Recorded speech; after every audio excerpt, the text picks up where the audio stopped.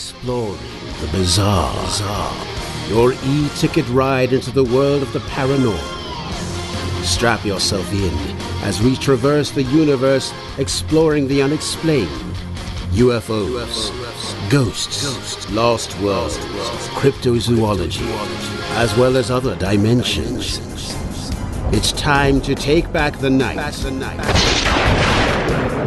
Now, your electrifying hosts of Exploring the Bizarre, Timothy Beckley and Tim Swartz. Whew. Now, this is a weird place. Would it kill someone to turn on the air conditioning? Is that some sort of ritual going on over there? Are they bringing in a horned goat? Shh. That's not a goat. That's the Lord of the Underground. Oh, come on. You mean to tell me that's supposed to be Lucifer? I always thought that Satanism was just a fantasy that Anna LaVey had made up just to get people naked on his altar. Our show is supposed to be about UFOs and the paranormal, not Satanism. Well, Tim, some people think Satan is behind the UFO phenomena. Remember, we did a book a couple of years back, Round Trip to Hell on a Flying Saucer. Oh Lord, let's just get us out of here. Let's come on. Let's just buzz past Beelzebub there and get back to Vegas, a sinful place, but nothing like this. Our guest tonight might save us from evil. Let's hope so. Well, Tim, we're back in a safe location, back in Sin City, I guess, right? Well, at least there's air conditioning here. And did you notice the sound of a train? I don't know whether that was the Luciferian Express or not, but I'm sitting here in the courtyard of the Ramada Inn, and had a wonderful 2-day trip. We came here to see the meteorite shower. Unfortunately, we did not see one meteorite. And nor have I heard a train whistle before the start of the program, but it's a good way, certainly, to announce our show to our flock of followers. And speaking of flock, let us introduce our guest for this evening, who is there we go. Here there comes it is again. You know it's going to be a good show when you have a train whistle in the background. And Tim, I just wanted to take just a quick minute here to remind everybody that I'm going to be a guest speaker this Saturday at Time Travel Con. Now, it's a time travel conference. It's because of the coronavirus. We're having to do it all online. But because of that, the ticket prices are great. People just have to visit the website, timetravelcon.com, and get your ticket. They're going fast. I'm going to be the first speaker to start the program, so I hope to see all of our fans of Exploring the Bizarre there. And what time are you going on? Well, it'll be 11 o'clock Eastern. But 2 o'clock Pacific time. And who else is on the program that we might know? Oh well, our good friend Preston Dennett is going to be on. It's really wonderful. Yep, he's got a lecture about UFOs and time travel.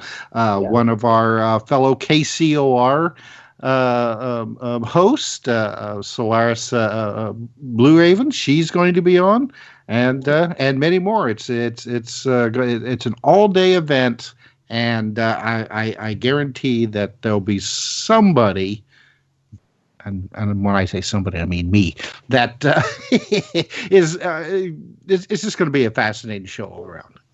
Well, I'm up in the Woodstock area here, and I could swear that this is a portal, a time dimension portal, because everybody seems to be walking around with tie-dye clothing on. Now, I have a hunch that it has something to do with the fact that at the last minute, the 50th anniversary of Woodstock was canceled. So somebody probably got, like 50,000 garments that they're trying to unload. But indeed, this is where they all seem to be converging anyway. But enough of our idle chatter. We have a very interesting guest this evening, and so why don't you introduce him? It'll be my pleasure. Now, this will be the first time that our guest has been on Exploring the Bizarre, so I'd like to welcome Dr. Raymond Bouche. His writings, an anthology of the unexplained, the collected annals of the Journal of Fortean Research Center, Bloodless Cuts, the complete collected works of Thomas R. Adams, and A Time to Stand When Government Turns Its Back on God.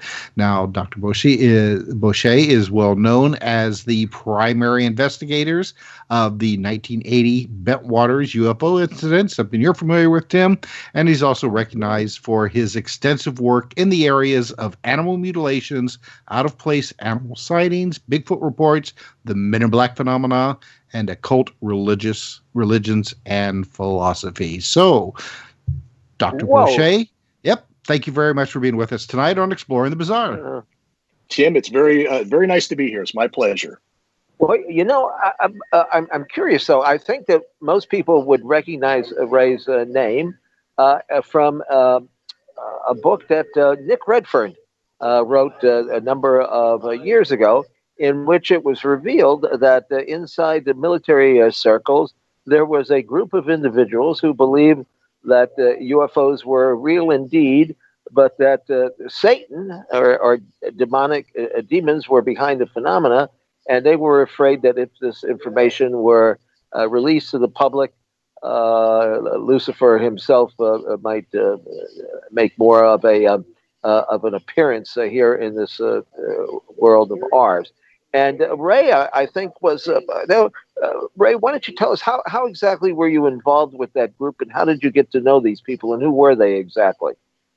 Well, I can't really reveal who the two gentlemen who came to me were or are, but I'll give you the story behind it. Yes, please do. Yes, I received a telephone call in November of '91, I believe, and it was from a gentleman who said he and a colleague were in the area, and they worked for the Department of Defense, and they wanted to get together and pick my brain about some things related to the unexplained.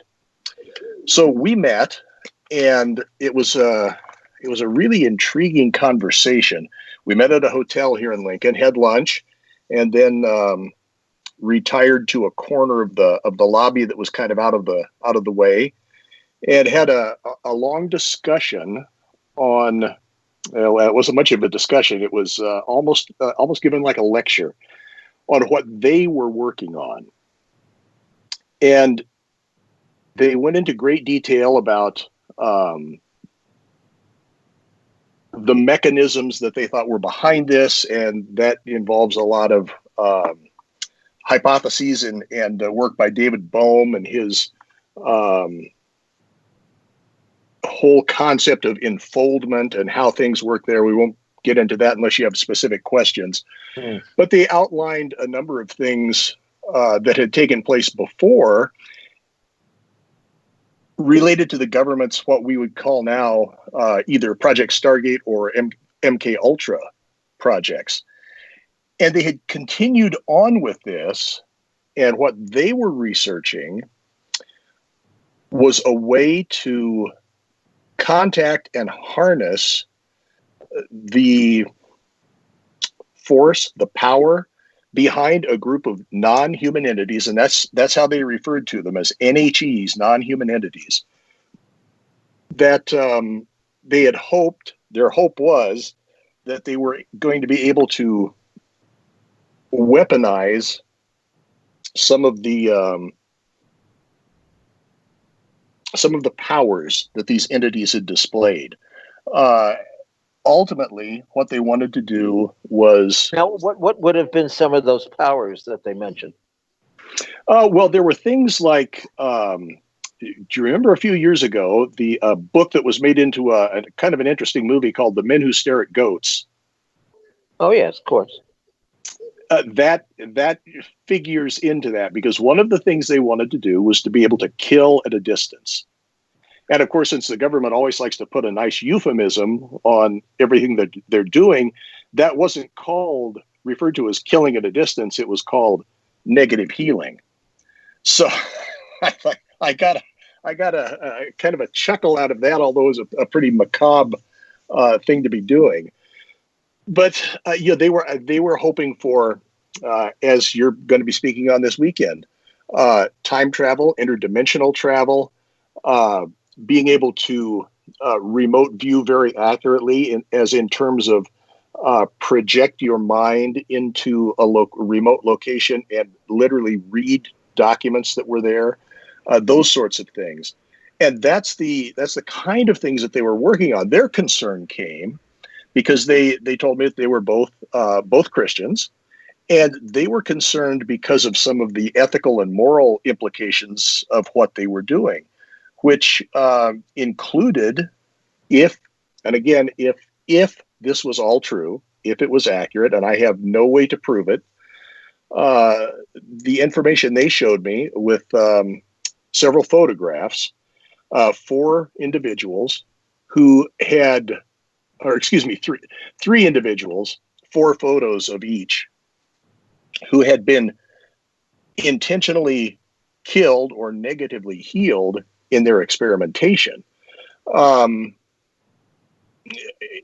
Extremely intriguing. They were convinced that from their experience, every type of contact that they had with these non-human entities resulted in a very negative experience for the researcher and anyone else who was involved with the experiment. They had become convinced that these were demonic entities. They mentioned, and I have not been able to find any corroborating evidence for this, but they had mentioned that there were even satanic rituals and human sacrifices that were involved with some of these things. So they wanted a theological take on it, and because of my background as a paranormal investigator and a pastor. Go ahead. Oh, well, no, the only thing I would comment on is that there were a couple of cases, about the men in the masks in Brazil that were found deceased along the railroad tracks. Yes. Yeah, well, that kind of maybe fits in with the concept, but their bodies weren't mutilated or anything like that. Yeah, there are a couple of things like that. The one sort of mystery human mutilation in Brazil, and then the 2 men with the lead masks.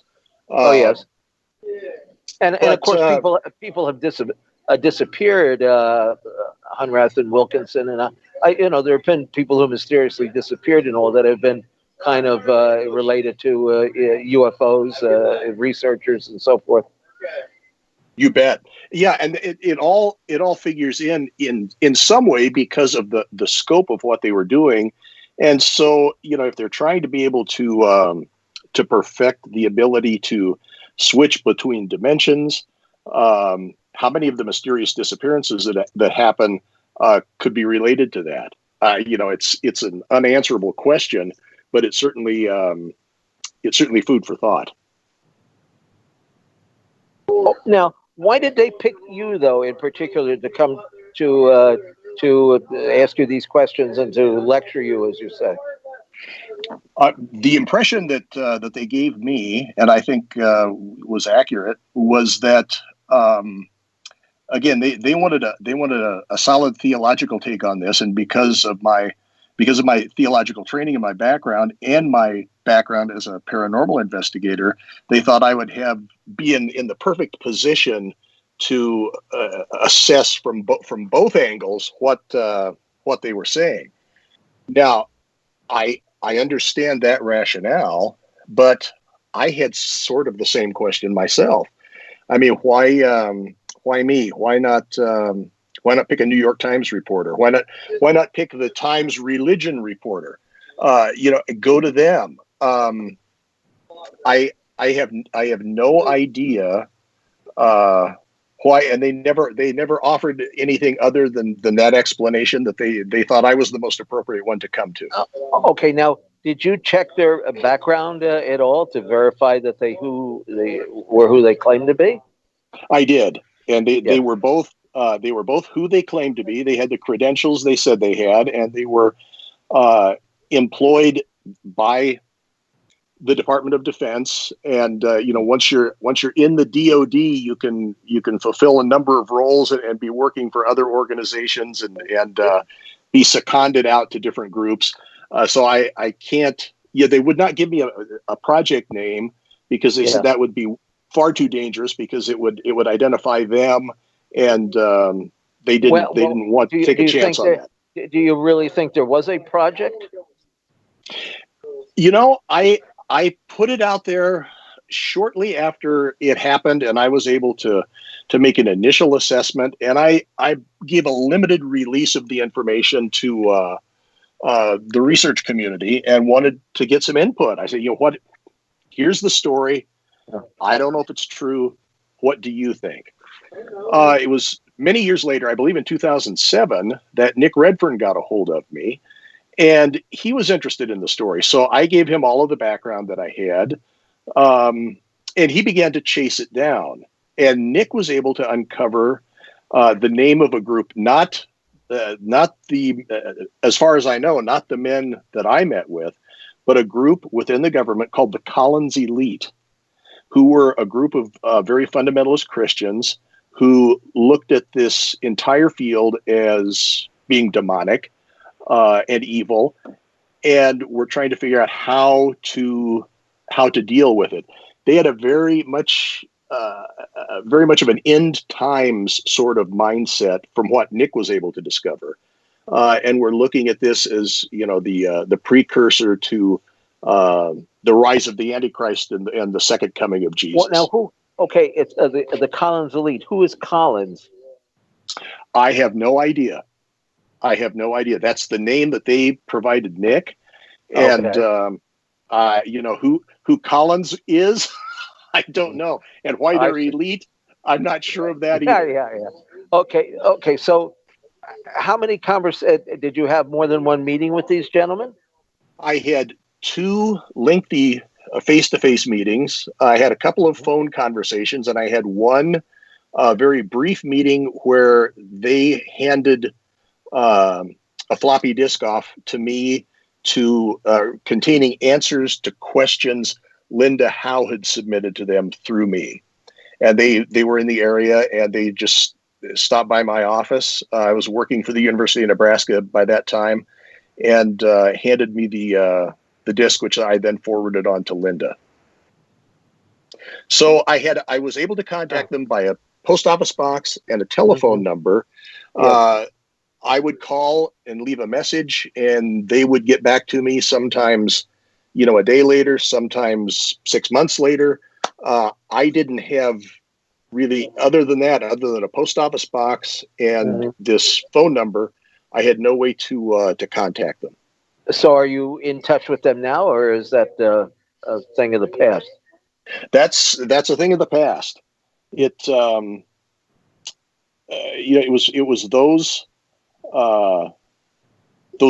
3 face-to-face meetings, 2 long, 1 very short, a telephone call or 2, and a couple of letters exchanged to the post office box, principally because they had asked me, they knew I was quite close friends with Linda Howe, and they were interested in reading her glimpses of other realities. And so I put them together. They didn't want to make direct contact with Linda because they wanted to limit the number of exposures of who they really were to people. Sure. So they used me as a go-between, and Linda, of course, had a number of questions for them, and they were willing to answer those. So I, on 2 occasions, received a disc of questions from Linda. I just left it in the envelope in which she'd sent it to me, put it in another one, addressed it to the P.O. box, and then it was returned to me once by mail, and then once the final one in person. Okay, so what what is your assessment of their assessment? I think there's a great deal of legitimacy to it. I think there is, as in anything with this, there are big bits of disinformation that are in there, but how you parse the disinformation from the true information when it's the sort of thing that is so highly classified, you will probably never be able to run across any documentation on it. But from what Nick was able to discover to his satisfaction, there are efforts like this going on, and there is a group that's concerned about this. Where it is now, I don't know. Now, if this were to be true, that it's a satanic, I don't even know how really to use the term, because I just can't get behind the fact that there's one entity called Satan and he's doing all this stuff. But let's say that it's a satanic influence here. Does the public have a right to know this, or should it be kept under covers? And if it were not kept under covers, would it mean that Lucifer would be left to do his bidding in the world more so than perhaps he is now? See, this is an interesting aspect of it. I don't know if we've got time before the break to really get into this. No, I thought I'd give you a cliffhanger.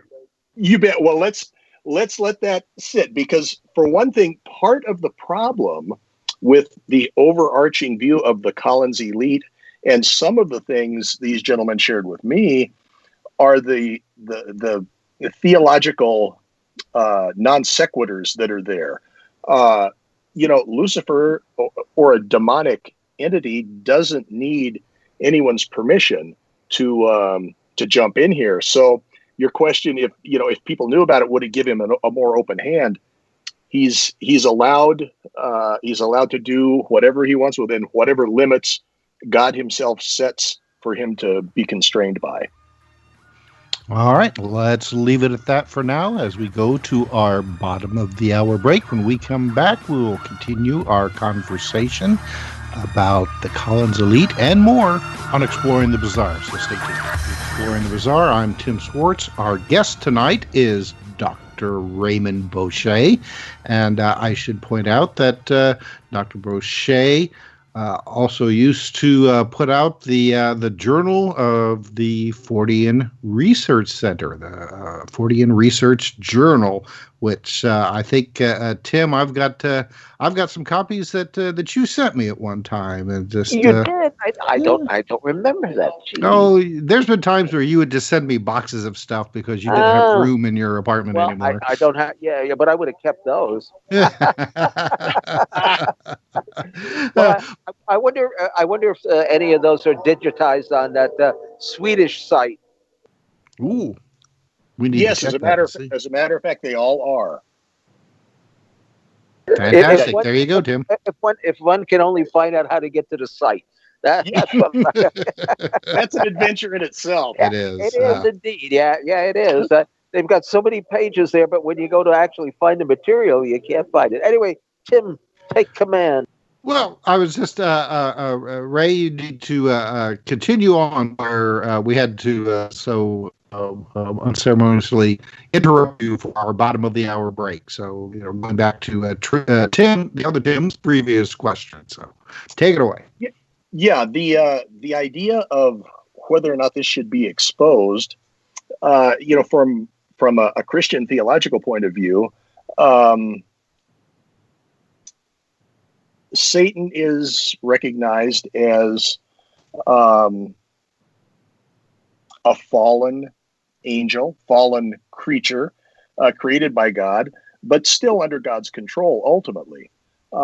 You can veer off into so many different theological discussions here about the existence of evil in God's presence and so on. That's called a theodicy.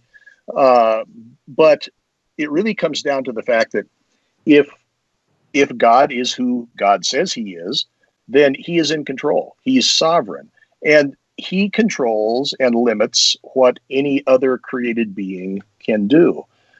So Satan doesn't have unlimited control. Satan is always constrained within certain limits. If you look at the book of Job, you see that God allows Satan, which means the adversary.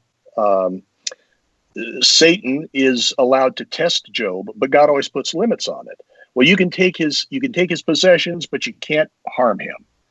Well, okay, now you can harm him, but you can't take his life. And that sort of, so God puts limits on that.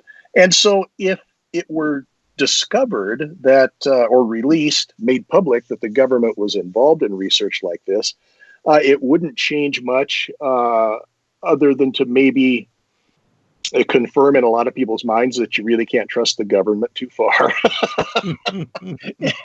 and they've jumped into things that they would maybe be better left alone. But so I don't know. It's such a bizarre set of circumstances. I had sort of said, well, I put this out originally in, I believe, 1991 or 1992, when it shortly after my first meetings had happened, to see about a response. Hadn't heard anything. 17 years later, Nick calls me up and said, hey, I'm kind of interested in this. Tell me about it. And then he's able to pick up threads and follow it from there. And this is conjecture on my part because I don't know for certain. But at the time, in the early 90s, Offutt Air Force Base in Omaha, Nebraska, just 50 miles from where I am in Lincoln, was also the headquarters of the Strategic Air Command. And they had an Air Force Office of Science and Research at Offutt. And my feeling is that they were involved in something that was going on at Offutt and would visit at least on a periodical basis. And so they were in the area and reached out to me. And I won't go into it. I have some suspicions of who a person that I was in contact with that was very highly placed in that Air Force Office of Science and Research at the time may have dropped my name to these men. But where it is now, the fact that all that time lagged, and then Nick was able to pick it up and find new threads and take it on further, which led to the discovery of this group, the Collins Elite. Fascinating. I don't know what we can draw from it conclusively, but it's a fascinating scenario. Well, and it is. I mean, it's just another one of the thousands and thousands of threads that seem to be connected to the whole phenomena that you can pull on that thread and reel it in as forever, and ultimately you're still left with probably even more questions than you originally started with. Yeah, it's I became interested and started researching this when I was 10 years old in 1965, and I have looked at it ever since as very much an intellectual exercise. It doesn't take long if you get serious about it to come to the conclusion that you're not going to, given something miraculous happening, you're not going to come to a final answer. And early on, I corresponded in the late 60s, early 70s with John Keel, and he and Jacques Vallée had an incredibly positive influence on the way I looked at things. When Keel said, these things aren't from another planet; these are something else, and he coined his ultra-terrestrial theory. And then Jacques Vallée said the extraterrestrial hypothesis is too simple. There's more going on here, and I fully agree. And so, for about after about the first 5 years, I had come to the firm conclusion that there is more here than just spaceships from another planet. This is something much more complex. Well, and as Jacques Vallée said, he'd be really disappointed if it did just turn out to be nothing more than spaceships from other planets. It would be a tremendous disappointment. I mean, it's like the old adage of peeling an onion. You just it just keeps going. It just keeps going. So now, okay, you said that you got started at a fairly young age. Was there anything specifically that got you started on this that you can remember? I mean, 10 years old. Yeah, the one it's actually two events. Mm-hmm. It was the summer of '65, and we had experienced, and I don't recall exactly the circumstances, my hometown of Nebraska City, we had experienced a blackout, a power outage.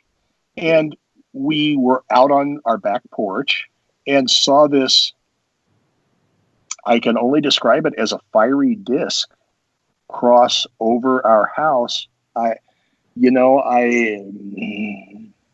60 years on now, I would suppose 400 or 500 feet above the house, going from south to north.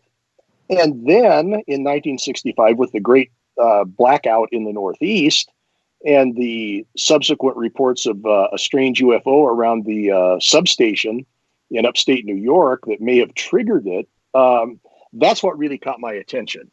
And so that got me interested. And I started to dig wherever I could find. The library at that time did not have a lot of things. One of the first books that I found in our public library was actually two. Flying Saucers Serious Business by Frank Edwards and Behind the Flying Saucers by Frank Scully. Mm-hmm. And that's what got me started. And my first purchase of a piece of UFO material was The Flying Saucer Menace, which was written by Brad Steiger. It was put out in magazine form. And that great book, very good book. It is. It's fabulous. That's set me on the path of way too much money spent on books over the years. Yes, you and all of us here on tonight's show. Got no room. Don't send me any more books. I have no place to put them. I swear, not one cubicle do I have. I got 40 file cabinets, and everything around me is just piles of books. I know the feeling. Mm-hmm. Now, looking at your bio, I mean, you've been involved with a lot of things outside of UFOs and Fortean Research.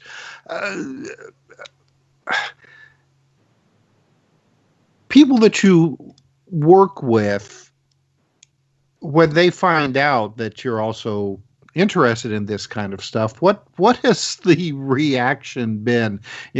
For myself and Tim Beckley, as well, I have never let it be secret, what my interests are. But then again, some people that we have talked to, I mean, they keep their interests very close, to their breast and don't really talk about it too much. What about you? I'm much like you two Tims. I've never made a secret of it.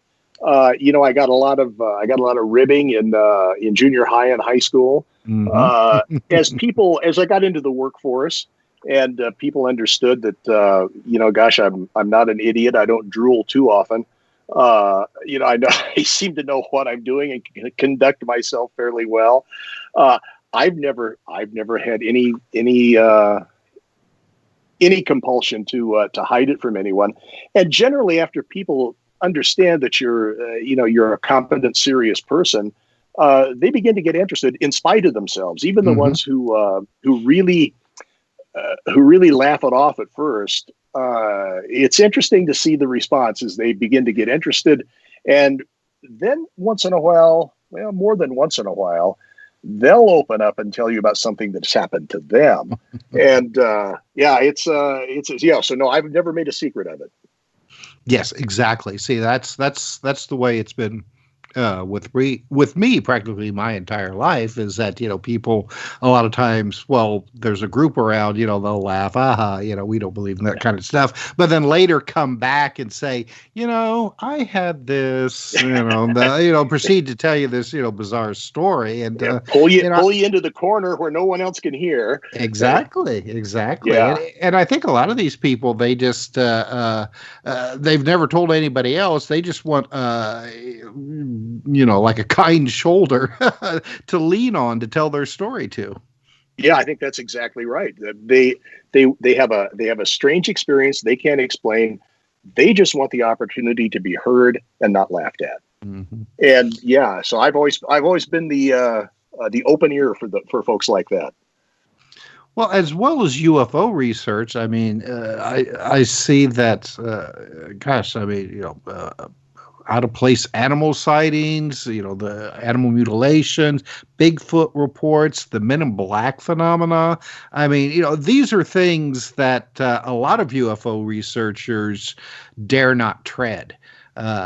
Because I think some are afraid that looking into some of these, kind of high strangeness types of stories would somehow sully their reputation as a competent UFO researcher. Well, that's I think that's very true, and I think that's an accurate assessment of it.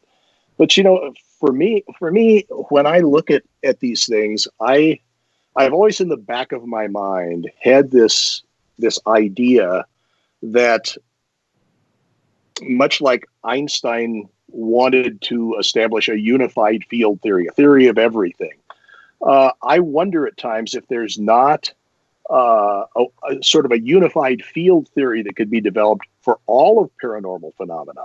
And each of the different manifestations are really a separate manifestation from the same source. Mm-hmm. I don't know, but there are so many things. There are have been reports for well into the 18th century, just south of my hometown in Nebraska City, of a strange Bigfoot-like creature with glowing red eyes that seems to disappear, leaves tracks, interacts physically with the environment, but has vanished in front of people's eyes. It's a typical, in many ways, Bigfoot report, except for the glowing red eyes and the ability to vanish into thin air. How do you categorize that? Is Bigfoot an actual relic hominid?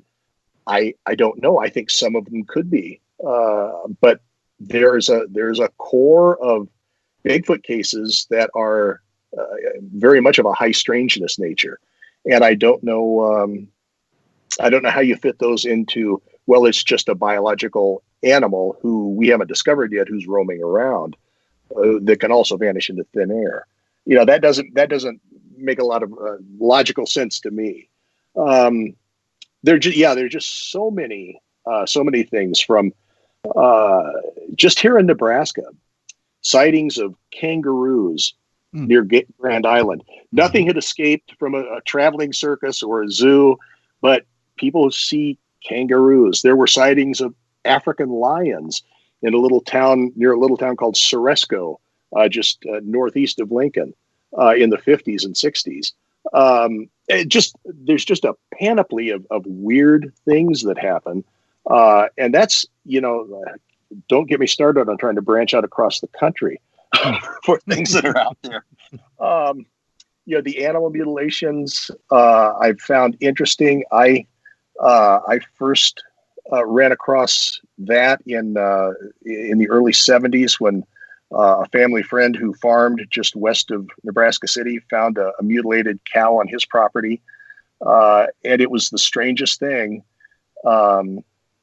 It did not. This was in late July, early August, and he found it dead. And the typical sort of mutilation, the rectal area cored out, patches of skin on one side of its head removed, the genitals taken as well. And the vet who examined it had no cause of death for it, but it didn't decay. And Nebraska is a very hot and humid place in the summer. And he called me the day after he had found it. And we went out. There was no odor. There were no flies on it. There were no bird droppings on it, because a lot of ravens and crows and turkey vultures around here will attack downed animals and scavenge them. Nothing touched it. His other cattle wouldn't go near it. No predators, no scavengers, nothing. And that really ignited my interest in that. And I began to assist Tom Adams and share cases with him. Tom Adams was probably the premier mutilation investigator. And when he passed away, I took it upon myself to collect all of his writings and put them in a collection called Bloodless Cuts. He did the seminal work on animal mutilations, and picked up his torch was carried on in a large manner by Linda Moulton Howe. But that was interesting. I should throw in here as well, if anybody is interested, if you go to academia.edu and search for my name, Ray Bouche, Boeche, you'll find not only the complete annals of the Journal of the Fortean Research Center, but Bloodless Cuts. You'll find everything that I've made public so far out there. You can download it, PDFs for free. That's a good deal. No way. Yeah. Unless, of course, you're ruining my business.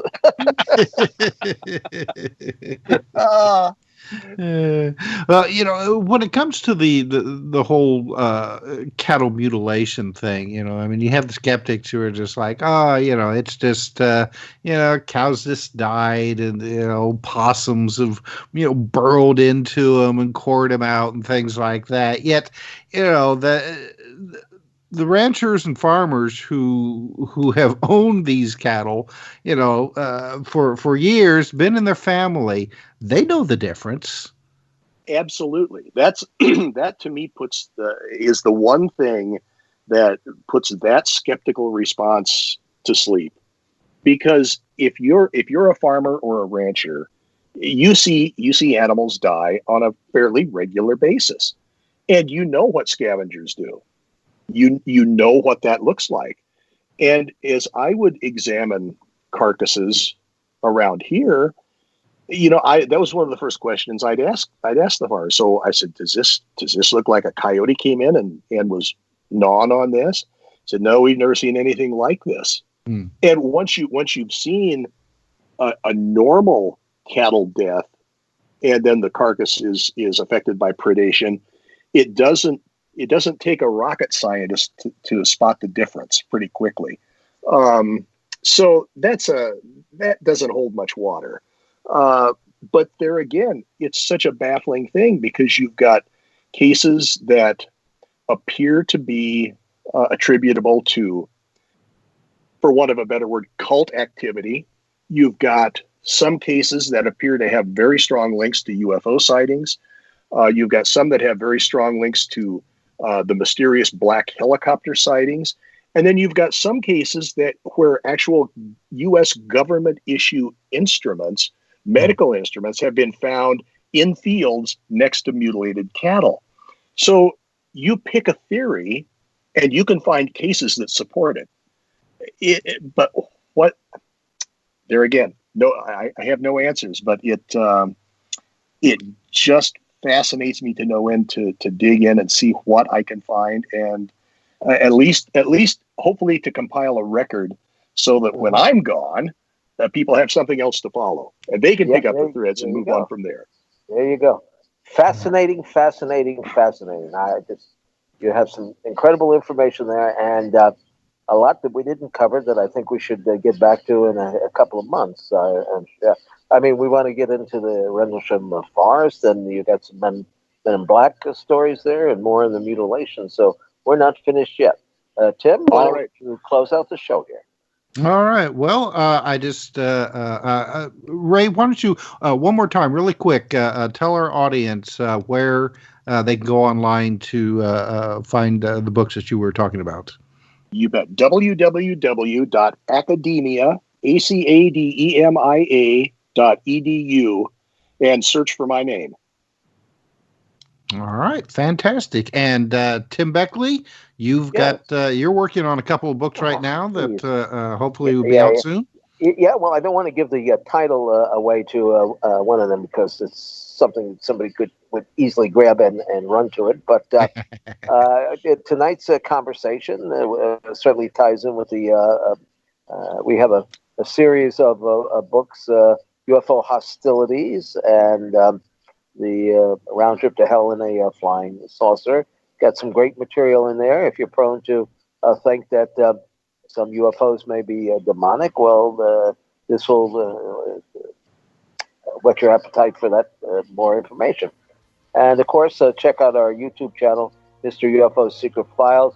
We need to get some stuff up there. We're way behind, but of course, you always got KCORradio.com. We got the archives going back to the very beginning, thanks to Tina. All right, good night, all. You've been listening to Exploring the Bizarre with hosts Timothy Beckley and Tim Swartz.